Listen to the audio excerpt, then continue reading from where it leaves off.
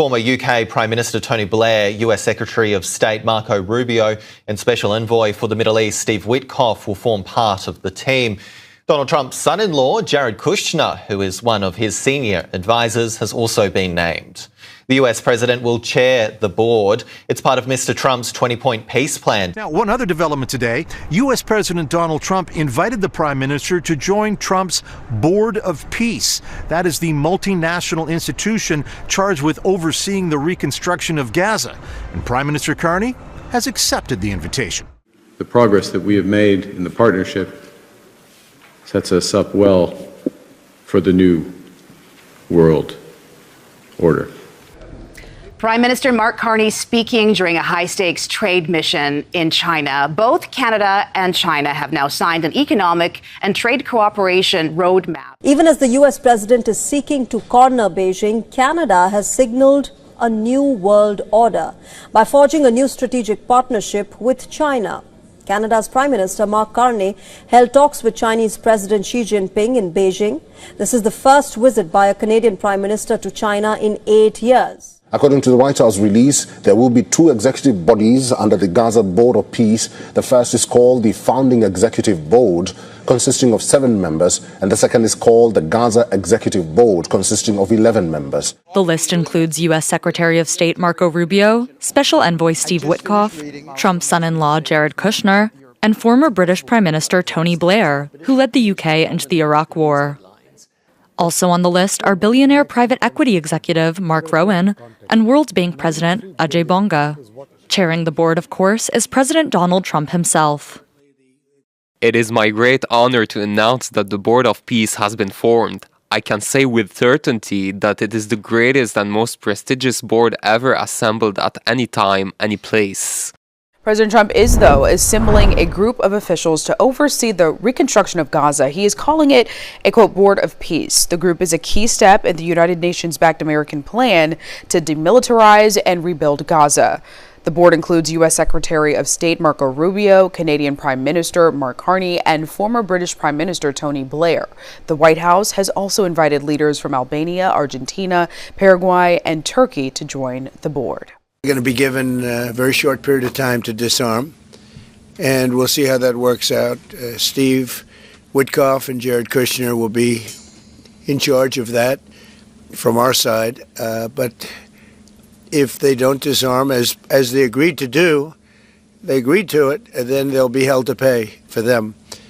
And we don't want that. We're not looking for that. But they have to disarm within a fairly short period of time. What was also extremely interesting about this meeting between these two leaders was the pressure that they are indicating they're going to put on Iran. Now, of course, there's a lot of protests and unrest in Iran at the moment. The currency has crashed. It's an interesting time for Trump to signal that that they will go back in and they will destroy those weapons and missiles if they become aware of them. So this was an incredibly strong meeting with a lot of rhetoric that we come to know from both of these men. But particularly at this time of the year, I think really interesting that they are not letting up on any of this messaging in this region.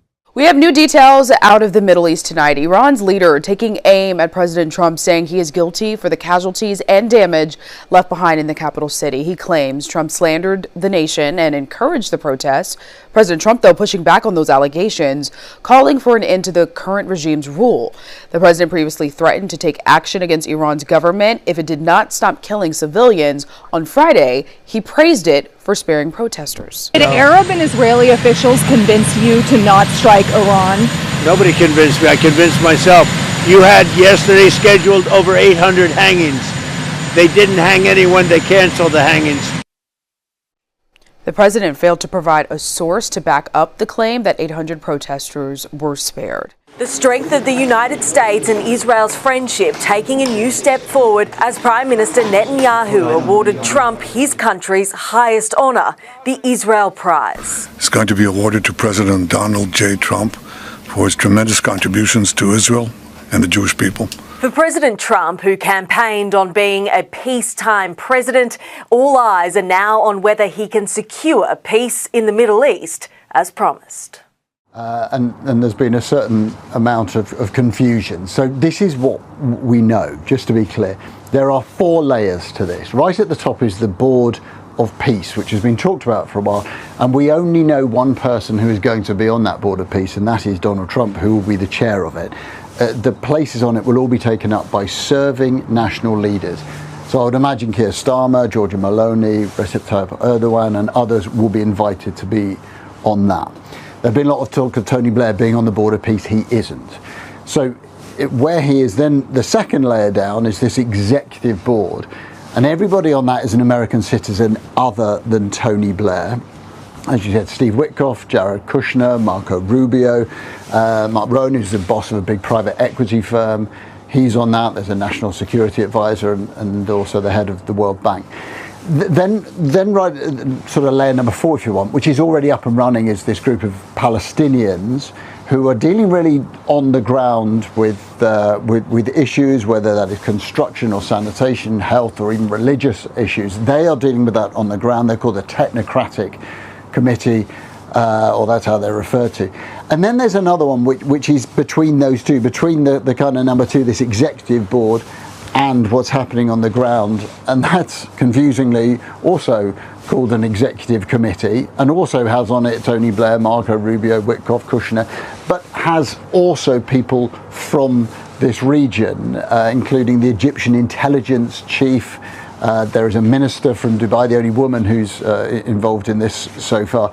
So look, it's a lot of people. There's a lot of power clearly invested in the United States at the top. Now, let me just add a bit more to it. Now you've got a guy called Nikola Mladenov, who's a Bulgarian diplomat, who is going to be the high representative, again dealing on the ground, linking up the Gazans with these executive board. And now we also know that General Jasper Jeffords, an American, of course, will be head of the stabilization force, but we don't know what troops are going to be in that. We don't really know what their mandate is going to be operating on the ground in Gaza. So, as so often, we've got a kind of temptingly significant amount of information, but we don't have all the answers. The opportunity for prosperity and peace in the region is real. We just need to make sure we don't think we're done and stay after this. If we get it right, really good things can happen. And that's really about putting America first. If we get the stability in the Middle East, it's great for the United States. I watched Senator Rand Paul over the weekend say, I wish President Trump would just pull our troops out of Syria.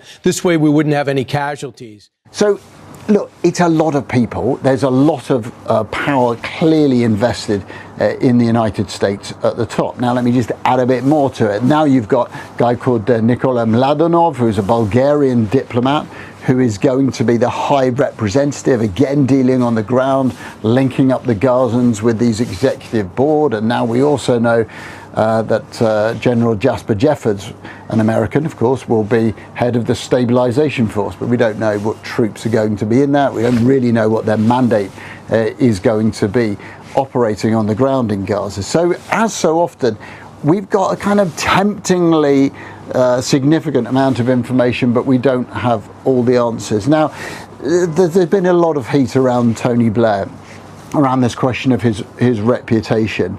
And certainly he can be a divisive figure in this region. A lot of people remember his decision to take the UK into the Iraq War. There are others, though, who say, look, the Good Friday Agreement was an extraordinary effort at bringing communities together. He's a man who has spent years here, part of the Quadrant, and within many countries in this region, he is seen to understand the transactional nature that unites some leaders here with the Trump administration. So he can be divisive here, but I would say at the moment there are plenty who are prepared to give him a crack and to stand back and see how will this, what on the one hand seems quite unwieldy structure, how will it work in practice? A lot of people want this to succeed.